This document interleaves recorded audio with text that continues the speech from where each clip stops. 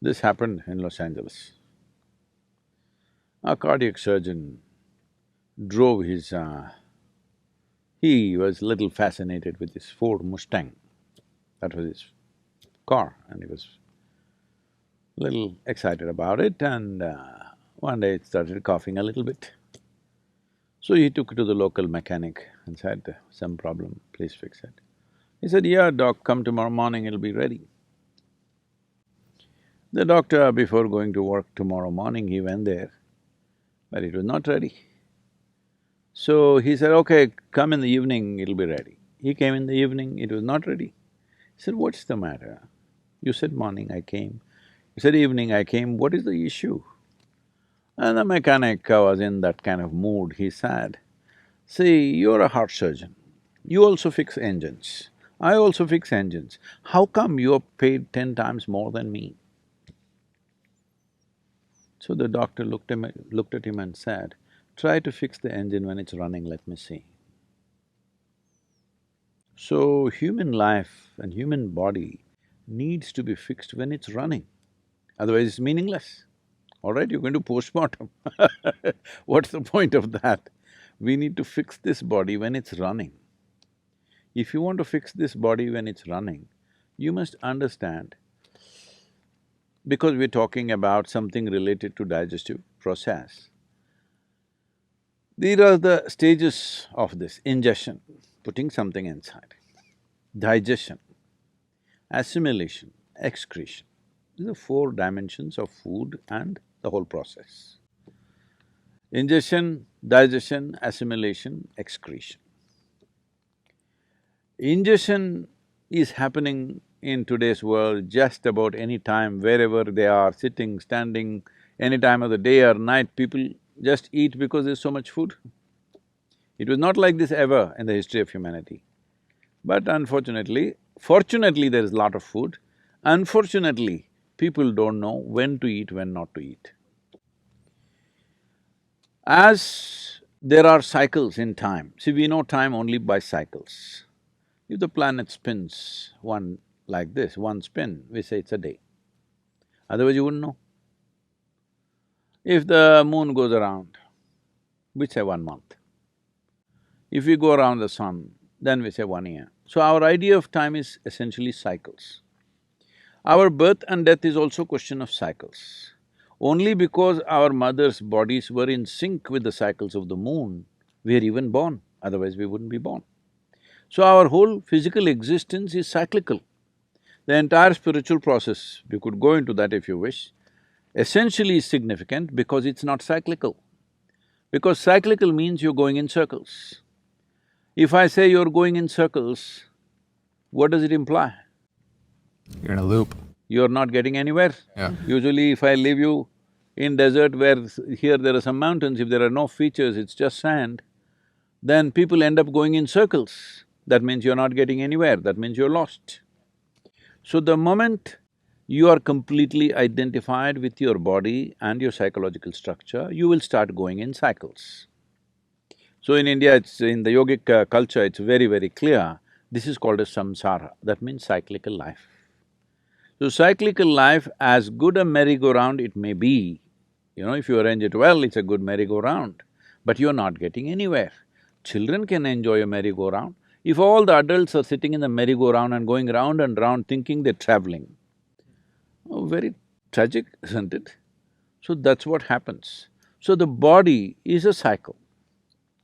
These cycles are very connected with the planetary cycles, with the moon cycle, with the sun cycle, everything. Lunar cycle, solar cycles and the earth cycles are very important for the body.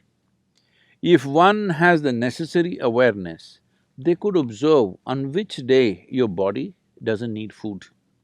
Every other creature knows this. Unfortunately, human beings have forgotten because their thought process or their silly mind has superimposed every other sense they have in their system.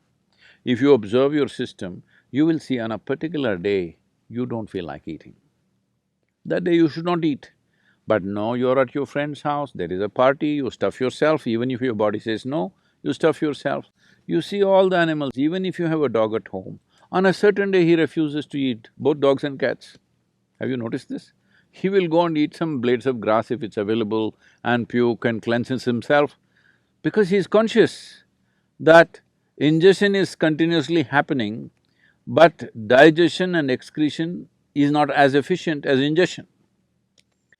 Ingestion is happening compulsively, but other parts need to work. Other dimensions of digestive process needs to work. When we say digestion, digestion happens in the whole alimentary canal, not just in the stomach. And assimilation also happens across the entire alimentary canal. Now, excretion doesn't happen only through the alimentary canal, excretion needs to happen on the cellular level also. Impurities gather over a period of time and you become dense both in body and head. If you don't cleanse yourself, then it'll pile up over a period of time. We call this karma, because when it piles up, it determines the way you think, feel, understand and experience life. People may not realize this, but they will think, this is how I am, this is my nature. This is not your nature, this is the way you messed yourself, all right? So this cleansing process, one important thing is to give a break for ingestion. Because other systems are largely involuntary, you can stimulate them, but they're involuntary, they're functioning. Ingestion is a voluntary process, though unfortunately for most people it's become compulsive. It should be a voluntary process, that is, I eat when I want to eat. When I decide I want to eat, I will eat. My hand doesn't decide when to eat. If there's anything, people are doing this all the time. I relate. I think if we leave a bunch of good chocolates around you, your hand will eat, not you. So ingestion should be a conscious process. To bring this consciousness, there are many methods. One is fasting. Simply denying yourself food and water could cause damage to the system. You must support it with the necessary practices. If you have the necessary practices, the need for food will come down. See, our energies are not coming only from the food that we eat. The sunlight, the air, the water, actually, if you… in the yogic sciences, we say, if you really keep your system well, 60 to 70% of your energy should come from these three factors: sunlight, air, water. Another 40% should come from the food that you eat. So naturally, amount of volume of food that you eat will compress. I must tell you about myself. When I was young, I'm a big eater. I never became big because my activity was immense. But today what I eat is actually 1/10 or less than 1/10 of what I used to eat at that time. From the age of 19 till now, I'm still the same weight. Same weight, what I was at 19. Only thing is, at that time, all the weight was on my shoulders. Now because of this gravity continuously working on me, kind of pulled it down a little bit. But I kept myself up. So fasting as a process must be done with necessary understanding. If people don't have that awareness, in India we fixed the 11th day of the moon cycle, you must fast. If you're not able to fast, you go on something very light, it's called palhar. That means you go on fruit diet. Because fruit is a substance which is over 90% water, and you must eat water, not drink water. This is the yogic science.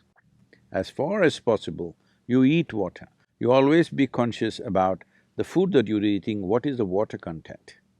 Like a South Indian meal, if you eat, a cooked meal I'm talking about, if you eat, very easily 60–70% water. In fact, more. In some of the foods, it's much more. But now the food that you're eating here, you're eating bread, which was baked a month ago probably. Is that minimum? Even in so-called organic shops, it's at least a month or at least a week. Nobody is going and getting fresh bread and come, and anyway, the way the bread is baked, it doesn't have water in it, very, very little water. So of course you're compensating that with a bucket of Coca-Cola or something like that. Right? Yeah. I said a bucket, A not bucket a is a good amount of Coca-Cola. glass. It's this big. Yeah. But that doesn't work like that. If you drink any liquid along with your food, the acids that are necessary for digestive process will get diluted, your whole digestive process gets inefficient. Because food when it goes in, if it contains water, it's assists. But if you put any liquid on top of it, you will see the food will remain in the stomach bag for too long. We are very concerned about this always in the yogic culture and life, that we don't want food to remain in our stomach bag for more than 2.5 hours maximum. In 2.5 hours' time, it doesn't matter what I've eaten, how much I've eaten, it must go into other parts. If it remains there, it makes you dull. It makes you lose your sense of perception. The level of perception, the keenness of perception is lost, which you notice if you eat food without Coke or coffee or tea or anything, you feel dull. It kind of pulls you down. Whole lot of people have developed a culture around it. After lunch, they have to sleep. It's like you went to the gas station, you fueled up, then you can't start the engine because there is gas in the tank. So that's what it means. So, to ensure that digestive system is in full process, because for most of the chronic ailments that people are suffering today in the world, the headquarters is in the stomach. Yes. For a lot of people it's shifting to their head, but largely headquarters is in the stomach, the way… what they eat and the way they eat. So in this way they eat, one simple thing to bring discipline is maybe 1 or 2 days in a month, you go on much lighter foods which are very simple and easy on the body. If you can just thrive on water or just a little bit of lemon and water or lightly honey-laced water, it will help, but if it's not possible for you, maybe a fruit or something, which is very, very light on the system. The idea is to give digestive process and assimilation process a break so that rest of the body begins to excrete on the cellular level, it must throw out all the impurities.